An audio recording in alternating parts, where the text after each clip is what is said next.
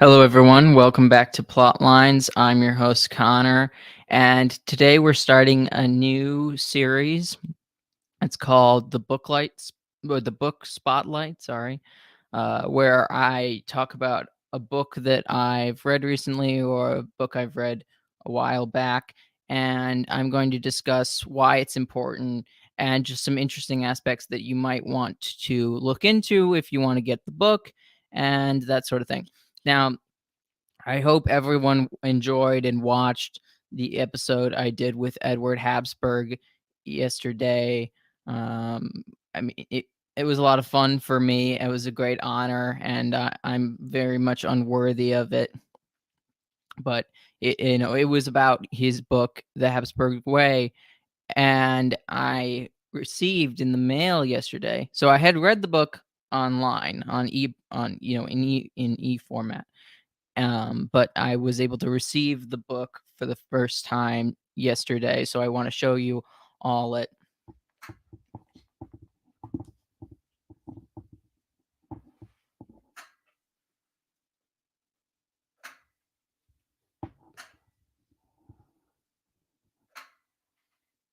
It's just it's just an absolute gorgeous book. I think it's also one of the cool aspects is it doesn't have a flappy cover. It doesn't. I can't remember what that's called, but it's a hardcover, and the image of the book is actually imprinted on the hardcover book, so it will be durable and it looks great. And Archduke Edward Habsburg did an absolute great job. One of the cooler aspects of the book is that Michael Knowles wrote a review. So I wanted to read that review for you so you can get an idea about the book and what Michael thinks about it. This is me quoting him.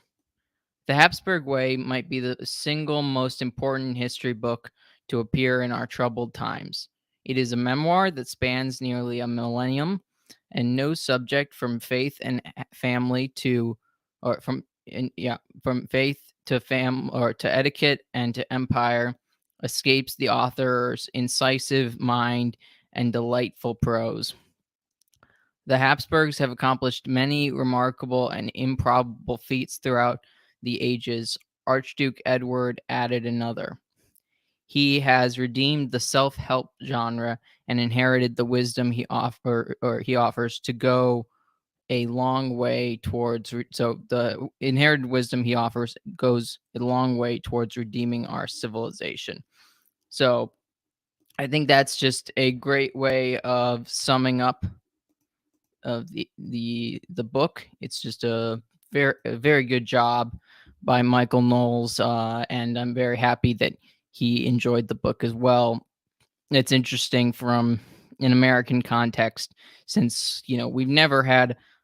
I mean, as Edward Habsburg said, we never really had a monarchy. I will still argue that we did. We threw him overboard, and also there has been monarchs the Spanish monarchs, also the French monarchs, previously ruled over different domains that are within the continental United States.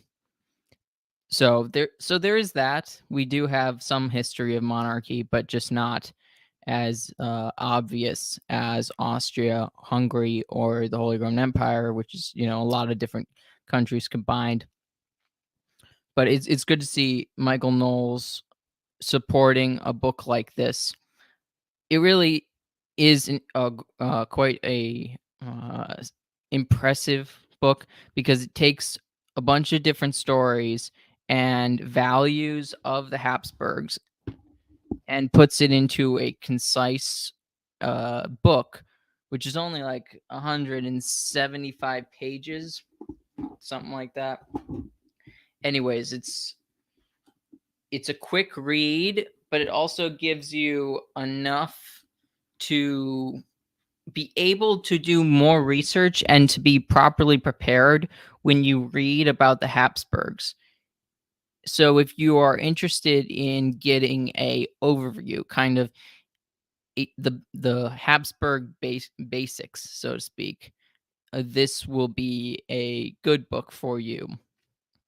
Also, it just allows you to be like, okay, here's what I know what to look up if I want to do research. I'm going to look up Maximilian the First. I'm going to look up Archduke Charles, the general from the Napoleonic Wars, which both of them we're going to get to very soon. I'm going to be talking about the two of them. Um, but but also the foreword is written by Prime Minister Viktor Orban of Hungary, and I think it's very interesting because this man was apparently a Hungarian freedom fighter.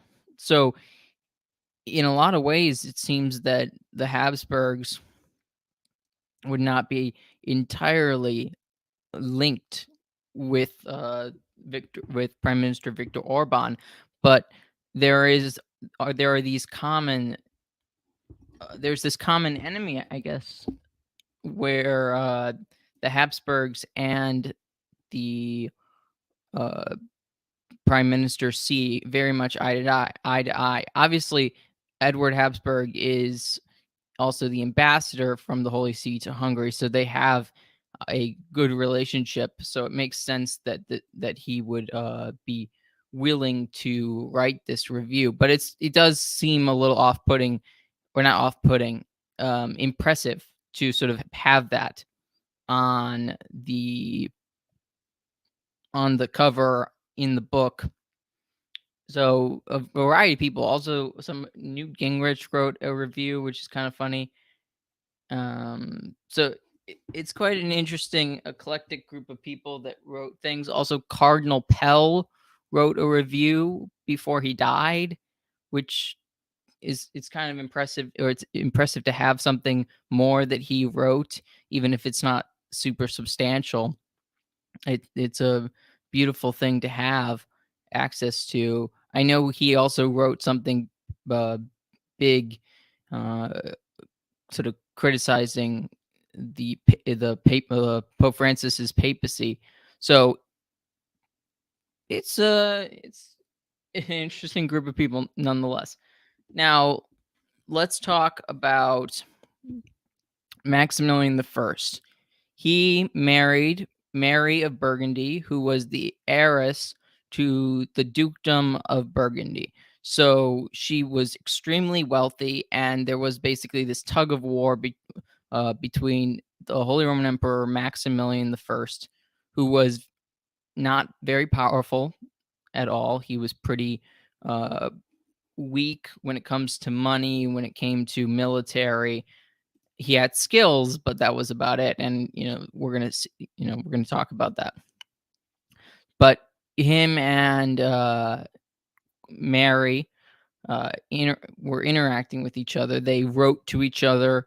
They fell in love over letters. I think their only original language that they spoke together was Latin, if I'm not mistaken. Though I think that was common in those days with a lot of the royals to be in that situation where they would basically be speaking Latin, or there'd be another language that they would have that would allow them to speak to each other properly.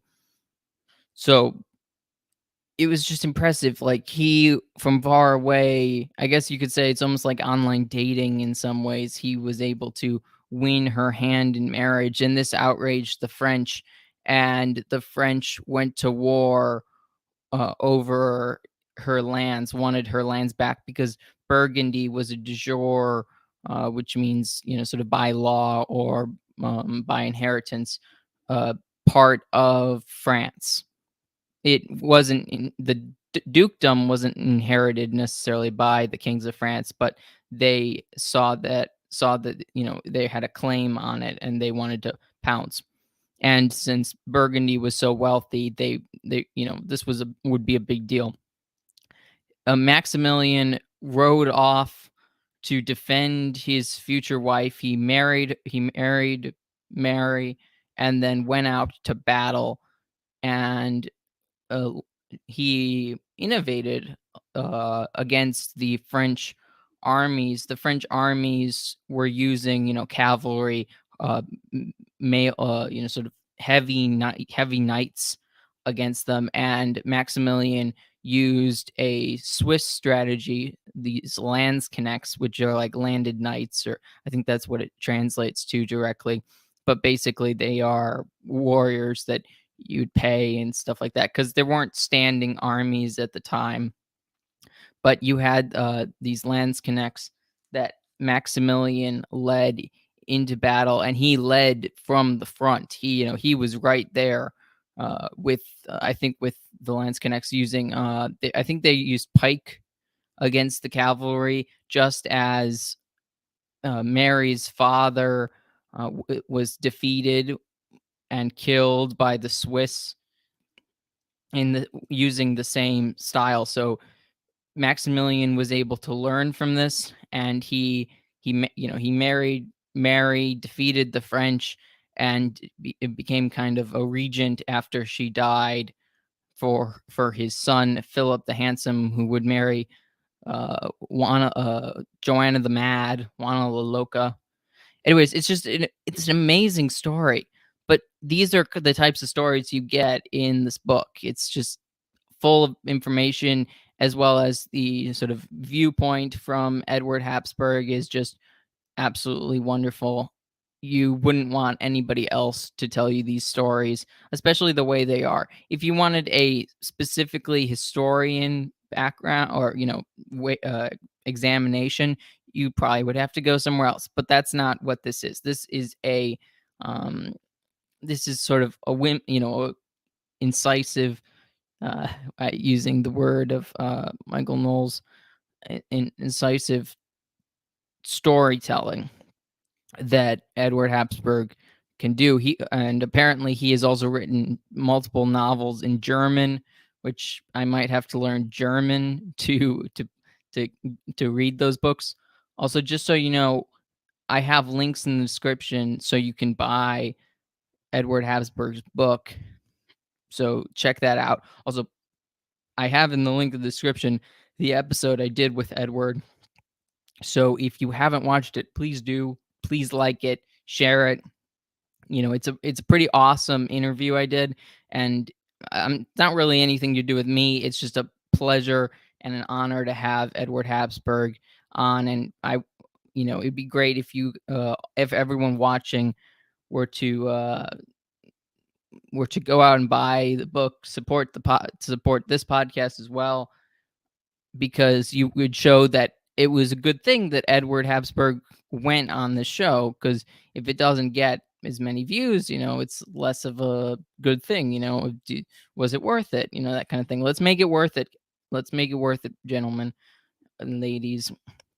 So that's the story of Maximilian. He fought for his wife. He lost his wife young, unfortunately, and then prepared to build a dynasty that was extremely powerful, and continues on today, because he in some ways was the start of it, though Mary, uh the house of Burgundy is what the Spanish branch of the Habsburgs are usually referred to, because they came from Burgundy, because they're the person who rose to the highest power, which was Charles V. Though, as I said, he is still, as I said previously, he was an underdog against the King of France, because the King of France had so much money that the emperor didn't have that much. The emperor and King of Spain didn't have as much money and resources,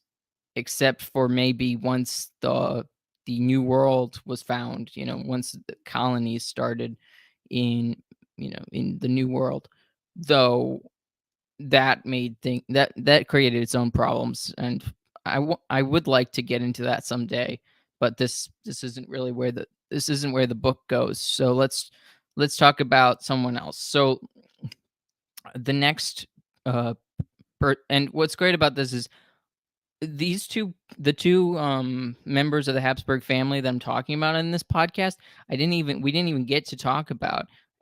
with Edward. There's just so many stories, and they're very meaningful for our days.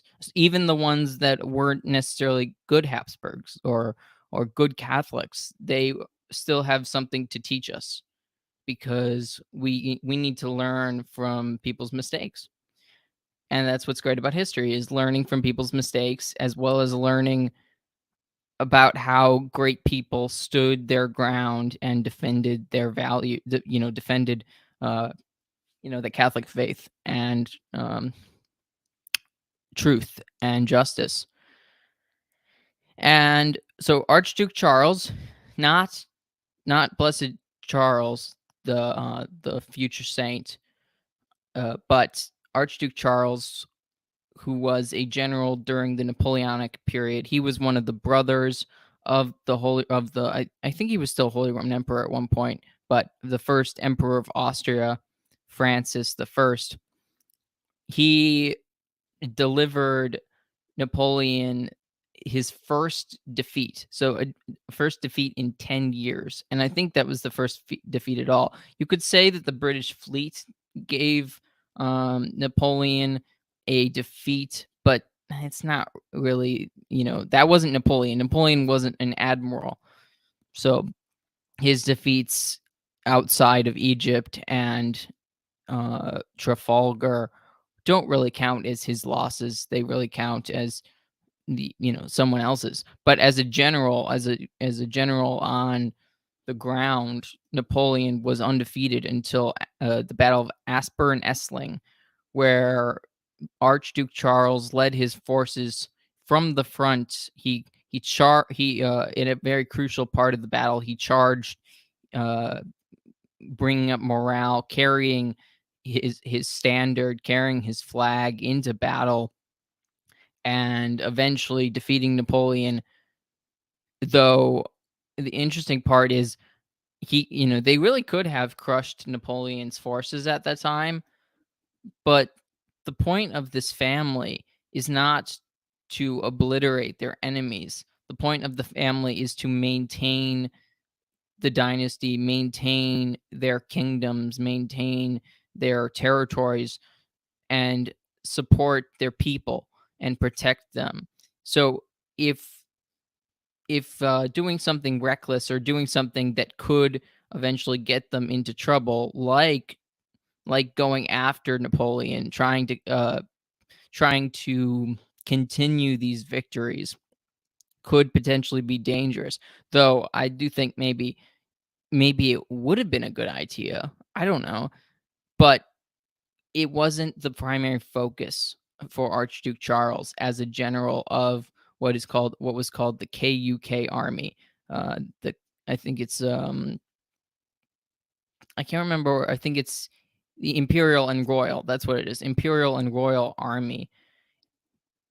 And you have to understand what the focus of this was. So while a lot of other nations would go, all out because they didn't have as much, like, it wasn't as important to them the long term. A lot of dynasties didn't look long term, but the Habsburgs were always looking long term, or defending, their honor, or defending their people.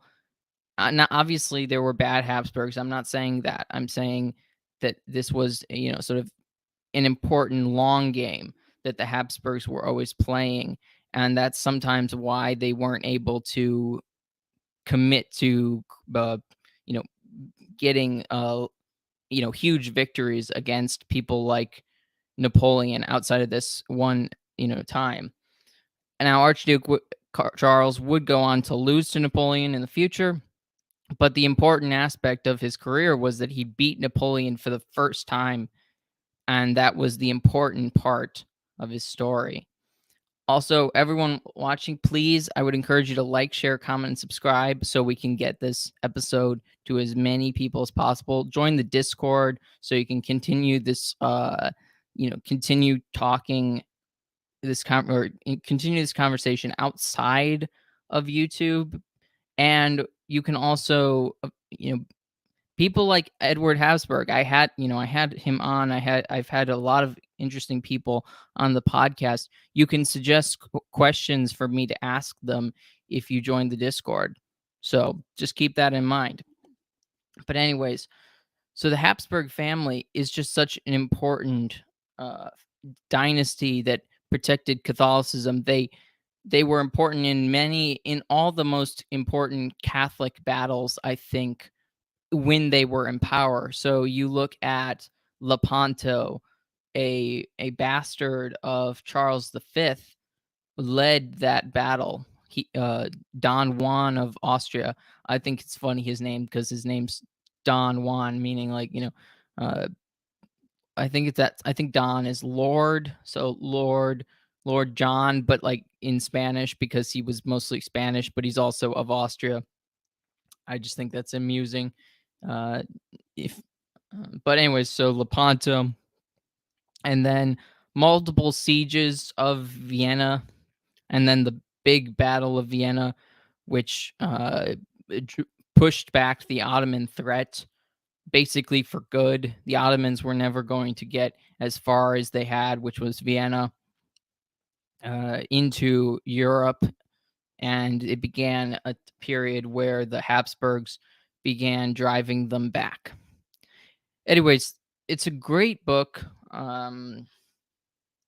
If anybody has any questions in the, anybody watching has any questions, I'd be happy to answer them. Please, comment, let me know.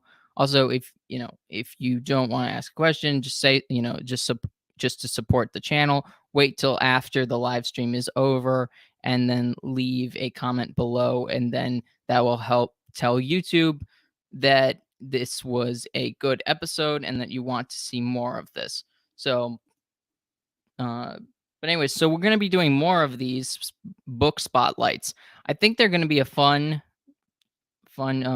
show for me to do, at least. So if you like the idea of the book spotlight, where it's just me talking about a book that I like or think that is important, so just let me know in the comments. I really appreciate all of you listening. And I know I gained a lot of subscribers with with the interview with Edward. And I appreciate everyone who has subscribed. It's a great blessing. And we're almost to 1,000. So it's very exciting. We only have about, what is it, like 85 or so. But anyways, left. Thank you, everyone. And God bless. Bye.